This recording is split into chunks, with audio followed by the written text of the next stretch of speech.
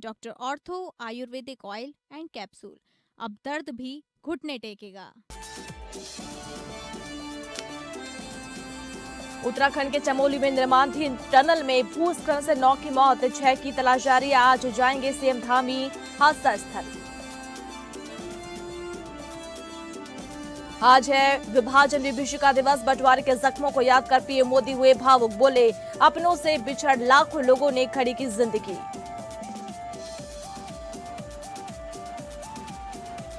CM योगी का अयोध्या दौरा। आज हनुमानगढ़ी राम जन्मभूमि में करेंगे दर्शन, संतों के कार्यक्रम में होंगे शामिल। नमस्कार, बहुत स्वागत है आप सभी का। मैं हूं आपके साथ नेहा राज सोनी और चलिए बुलेटिन की शुरुआत करते इस वक्त की बड़ी खबर के साथ। चमोली से बड़ी खबर मिल रही है। बता दें कि चमोली के पीपलकोटी क्षेत्र में टीएचडीसी की सहायक कंपनी एचसीसी के निर्माणाधीन डीआरटी टनल के अंदर मलबा गिरने से बड़ा हादसा हो गया। तो बड़ी खबर चमोली से आप तक पहुंचा रहे हैं और रेस्क्यू यहां पर लगातार जारी है। सेना भी यहां पर पहुंची है। सीएम धामी देहरादून से घटनास्थल पर रवाना हो गए। चमोली से बड़ी खबर आप तक पहुंचा रहे हैं। बता दें कि जहां पर टनल के अंदर मलबा गिरने से यह बड़ा हादसा हुआ है। 21 मजदूरों को बचाया गया है। 21 मजदूरों को बचाया गया है और रेस्क्यू जो है वो अभी यहाँ पर जारी है। टनल में फंसे लोगों के रेस्क्यू के लिए सेना मौके पर पहुंची है।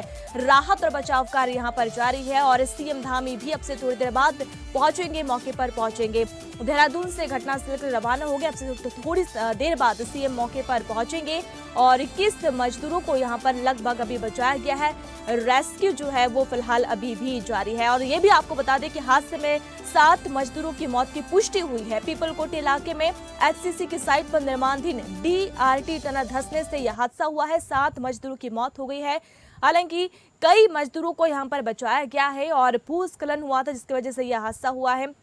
तलाश जो है, जो अंदर फंसे मजदूर है उनकी तलाश भी अभी भी जारी है।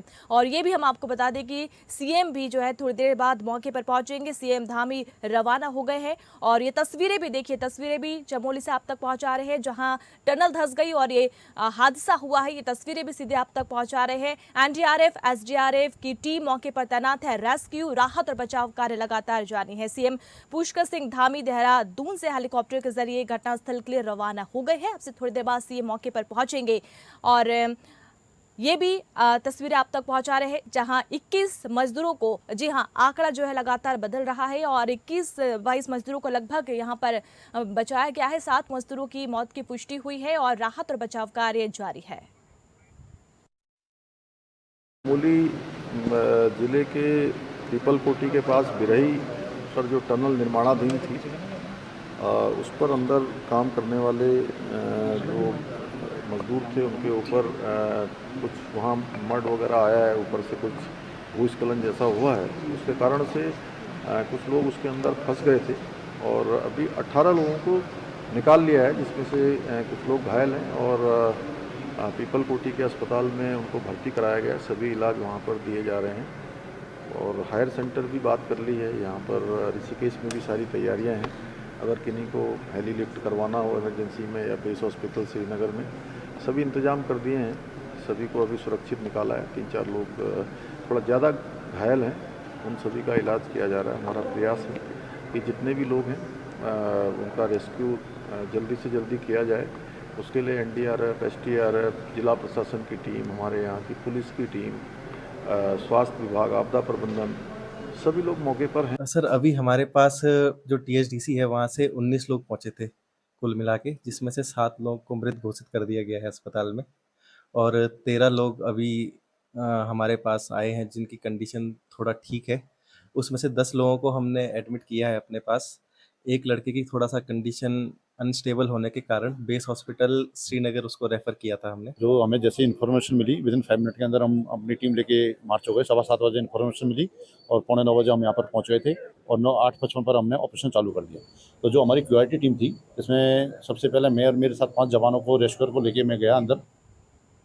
और चलिए बात करते हैं संसद के सत्र की। तो लोकसभा में गुरुवार को खान और खनिज संशोधन विधेयक 2026 पारित हो गया है। बड़ी खबर दिल्ली से आप तक पहुंचा रहे हैं जहां लोकसभा में गुरुवार को खान और खनिज संशोधन विधेयक 2026 पारित हो गया है और इस पूरे मामले पर बयान भी लगातार सामने आए हैं। जेएमएम ने इसे काला कानून बताया है। इसके बाद झारखंड के मुख्यमंत्री हेमंत सोरेन ने केंद्र सरकार को बड़े आंदोलन की चेतावनी दी है। मुख्यमंत्री हेमंत सोरेन ने सोशल मीडिया पर लिखा कि झारखंड ऐसा बड़ा आंदोलन करेगा जिसे पूरा देश देखेगा, और ये भी कहा कि खनिज झारखंड का, जमीन झारखंड की, तो हमारा हक अधिकार का फैसला दिल्ली क्यों करेगी। ये बात कही है सोशल मीडिया के जरिए मुख्यमंत्री हेमंत सोरेन ने। और साथ ही साथ एक्स पर ये भी कहा है, ये भी लिखा है कि लोकसभा और राज्यसभा दोनों सदनों में जल्दबाजी में खान और खनिज संशोधन विधेयक 2026 पारित कराकर केंद्र सरकार ने झारखंड के हाथ पैर काटने का काम किया है। तो कुछ ये बात सोशल मीडिया के जरिए सीएम ने कही है।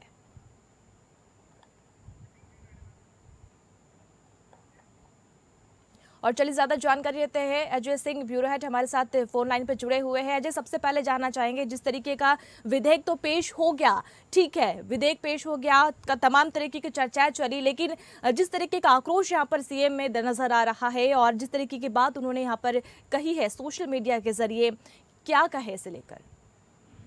देखिए नेहा, मैं बताऊं कि जो है केंद्र द्वारा खान और खनिज संशोधन विधेयक 2026 को जैसे ही केंद्र ने पारित किया है, केंद्र झारखंड सरकार में पूरा उबाल आ गया है। ये एक्चुअली में जब ये सही में जब ऐसा ये केंद्र पर कार्य जो कानून है जब लागू हो जाएगा जी, तो जो झारखंड सरकार है वो जो शेष वसूलती है वो शेष वसूल नहीं कर पाएगी, और इससे झारखंड सरकार को 14,656 करोड़ रुपए की अनुमानित घाटा होने का अनुमान है। अच्छा। यानी कि ये जो केंद्र द्वारा जो ये खनिज कंपनियों द्वारा ये जो शेष झारखंड सरकार वसूलती है, तो इसी से जो है झारखंड की अर्थव्यवस्था इसी से चलती है, इसका दारोमदार इस पर होता है।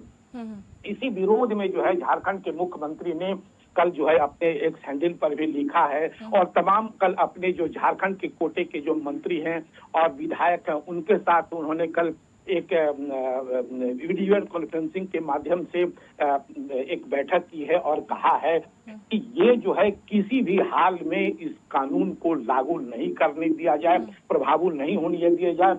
इसके लिए हम लोग ऐसा आंदोलन करेंगे कि पूरा देश इसको देखेगा। इस आंदोलन से झारखंड सरकार की अस्मिता टिकी हुई है, क्योंकि इसी पैसे से जो है झारखंड के महिलाओं का, दलितों का या मैया सम्मान योजना की जो राशि जो होती है इससे मिलती है। दूसरी तरफ जो है ये इस आंदोलन के चलते जो है झारखंड सरकार का जो शेष का जो नहीं मिलेगा तो इस पर जो है असर हो जाएगा। इसके लिए उन्होंने राष्ट्रपति को भी एक चिट्ठी, मुख्यमंत्री ने बड़ा भावपूर्ण चिट्ठी लिखा और कहा, अपनी चिट्ठी में संदेश में लिखा है कि इससे अगर ये कानून अगर लागू हो जाएगा तो जो है, चूंकि आप झारखंड में अधिक समय तक यहाँ रही हैं, 5 साल तक यहाँ आप महामहिम रही हैं, तो इन चीजों को आप बढ़िया से देखिए और ये जो काला कानून केंद्र सरकार हम पर जो थोप रही है इसको अविलंब रोकने की कोशिश कीजिए। बिल्कुल, चलिए शुक्रिया अजय तमाम जानकारी के लिए। तो देखिए सीएम ने राष्ट्रपति को भी पत्र लिखा है, अब थोड़ा सा इंतजार देखते हैं कि क्या इस एक्शन का रिएक्शन होता है, और जिस तरीके से जेएम ने से पूरा काला कानून बताया है इसको लेकर सोशल मीडिया एक्स पर सीएम ने एक पोस्ट भी किया है, और अब इंतजार है राष्ट्रपति को जो पत्र लिखा है विधेयक को लेकर। कई विधेयक का जो है विपक्ष सरकार जो है झारखंड सरकार इस विधेयक को लेकर काला कानून बता रही है और विरोध में नजर आ रही है, और इसी के लिए राष्ट्रपति को ये पत्र भी लिखा गया है।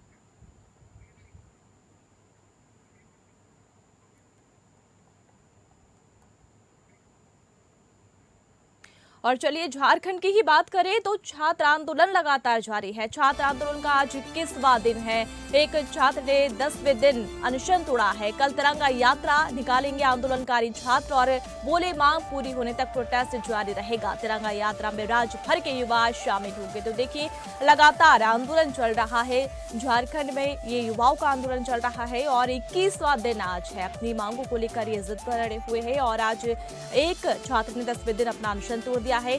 कल चूंकि 15 अगस्त है तो कल ये सभी जो युवा है जो यहाँ पर प्रोटेस्ट कर रहे हैं, आंदोलन कर रहे हैं, आंदोलनकारी जो है वो कल तिरंगा यात्रा निकालेंगे और कहा कि मांग पूरी होने तक ये प्रोटेस्ट जारी रहेगा। तिरंगा यात्रा में राज्य भर के युवा इसमें शामिल होंगे। शिक्षा व्यवस्था को लेकर ये प्रदर्शन है।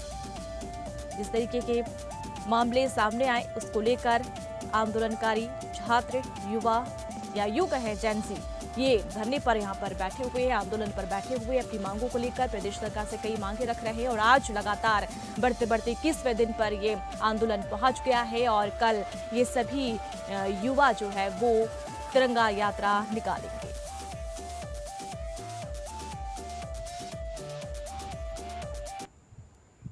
और चलिए बात करते हैं सीएम योगी के दौरे को लेकर। तो आज सीएम योगी अयोध्या दौरे पर रहेंगे। जी हाँ, सीएम योगी आज अयोध्या दौरे पर है और हनुमानगढ़ी राम जन्मभूमि में दर्शन सीएम योगी करेंगे। संतों के कार्यक्रम में भी शामिल होंगे। इसके अलावा संत रविदास मंदिर और समाधि स्थल पर पुष्पांजलि अर्पित करेंगे।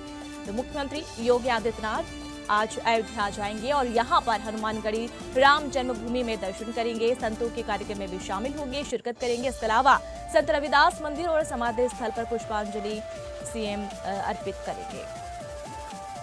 तो सीएम योगी आज करीब 3 घंटे अयोध्या में रहेंगे। इस दौरान हनुमानगढ़ी और श्री राम जन्मभूमि में दर्शन पूजन करेंगे। इसके अलावा संतों के कार्यक्रम में शामिल होकर श्रद्धांजलि अर्पित करेंगे और सीएम योगी दोपहर लगभग 12 साढ़े 12 बजे के बीच रामकथा पार्क हेलीपैड पहुंचेंगे। इसके बाद हनुमानगढ़ी में पूजन करेंगे और यहाँ पर सीएम महंत राजूदास के गुरु महंत संत रामदास के निधन पर श्रद्धांजलि अर्पित करेंगे। तो ये कार्यक्रम है सीएम योगी के आज के।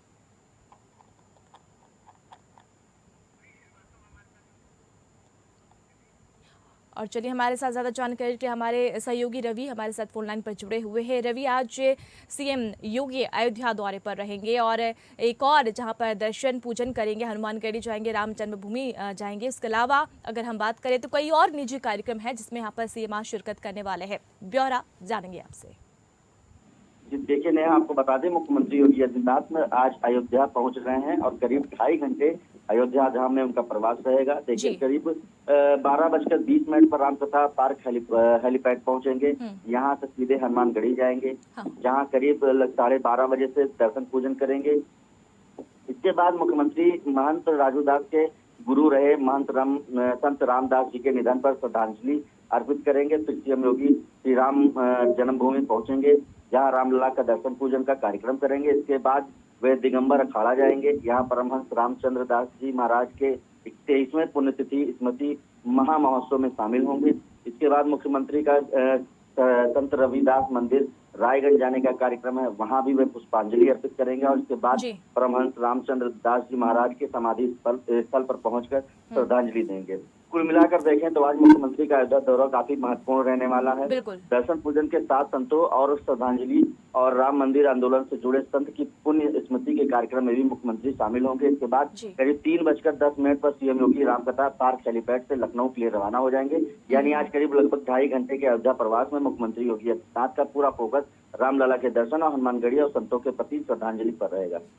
चलिए शुक्रिया रवि तमाम जानकारी के लिए। तो आज अयोध्या दौरे पर है मुख्यमंत्री योगी आदित्यनाथ। और देखिए कल सुखबीर सिंह बादल पर नांदेड़ में हमला हुआ।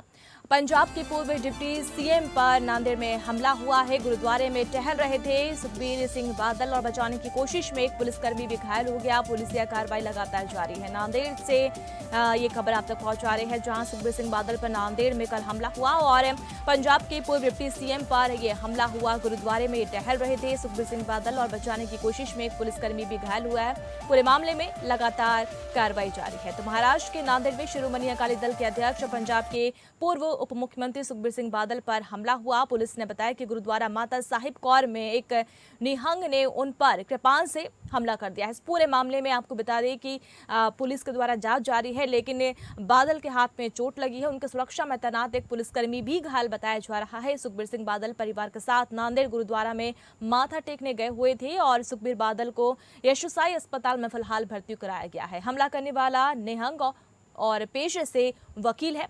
हमलावरों को पुलिस ने हिरासत में ले लिया है। राज्य के मुख्यमंत्री देवेंद्र फडणवीस ने बादल के परिवार से फोन पर बात की है और जिला कलेक्टर राहुल करदिले ने बताया कि बादल की हालत फिलहाल स्थिर है।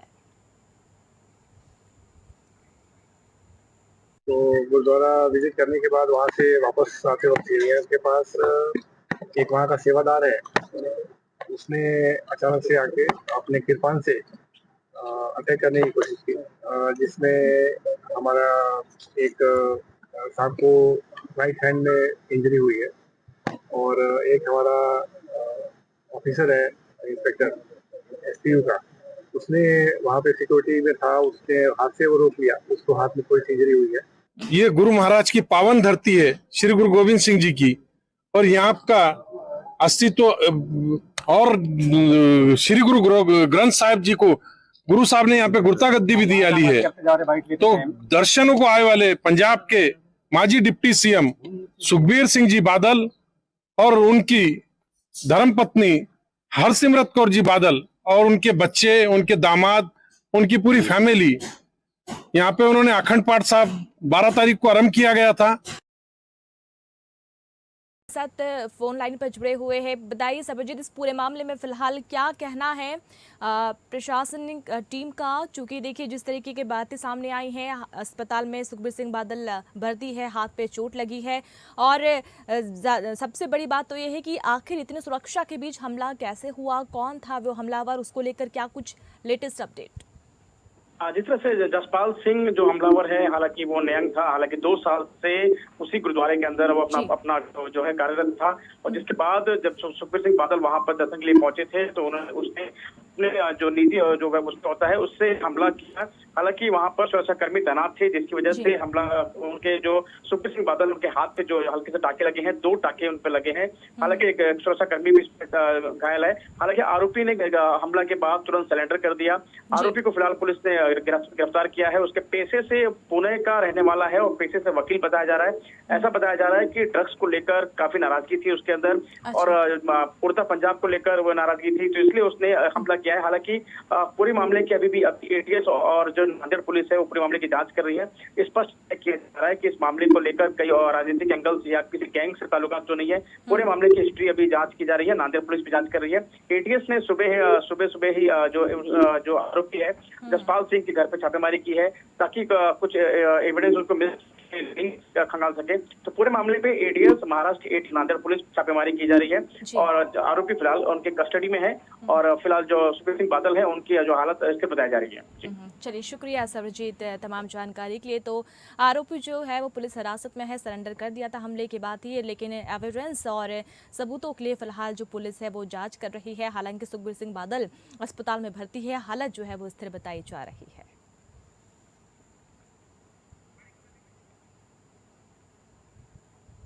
और आज है 14 अगस्त, यानी विभाजन विभीषिका दिवस। बंटवारे के जख्मों को याद कर पीएम मोदी भावुक हुए हैं। पीएम मोदी बोले कि अपनों से बिछड़ लाखों लोगों ने खड़ी की जिंदगी। इतिहास का वो दौर था जिसने कई जिंदगियां तहस नहस कर दी। मुश्किलों को मात देकर फिर खड़ी की जिंदगी। आजादी के साथ मिला था विभाजन का दर्द। तो ये बात कही है प्रधानमंत्री नरेंद्र मोदी ने विभाजन विभीषिका स्मृति दिवस पर। भारत के विभाजन से प्रभावित लोगों को श्रद्धांजलि दी और उनके साहस और हिम्मत को याद भी किया। पीएम मोदी ने एक्स पर लिखा कि आज हम विभाजन विभीषिका स्मृति दिवस मना रहे हैं। हम उन सभी लोगों के साहस को याद करते हैं जो विभाजन से प्रभावित हुए थे। ये इतिहास का वो दौर था जिसने कई जिंदगियां तहस नहस कर दी, परिवार उजड़ गए, अपनों को खो दिया और लोगों ने बहुत दुख सहा। साथ ही इन मुश्किलों से उबरते हुए लोगों ने शून्य से अपनी जिंदगी फिर से शुरू की, कठिनाइयों को सफलता में बदला और देश की तरक्की में बड़ा योगदान दिया। उन्होंने कहा कि तमाम मुश्किलों के बावजूद लोगों ने शून्य से अपनी जिंदगी दोबारा बनाई। उन्होंने विषम परिस्थितियों को अपनी ताकत बनाया, मुश्किल हालात को कामयाबी में बदला और देश की प्रगति में महत्वपूर्ण योगदान दिया। भारत 14 अगस्त को विभाजन विभीषिका स्मृति मनाता है। तो ये बात कही है सोशल मीडिया पर प्रधानमंत्री नरेंद्र मोदी ने। विभाजन विभीषिका स्मृति दिवस आज है 14 अगस्त को हम विभाजन विभीषिका दिवस होता है। और चलिए, इसी के साथ इस बुलेटिन में इतना ही। आप बने रहिए हमारे साथ, देखते रहिए लेटेस्ट अपडेट। नमस्कार।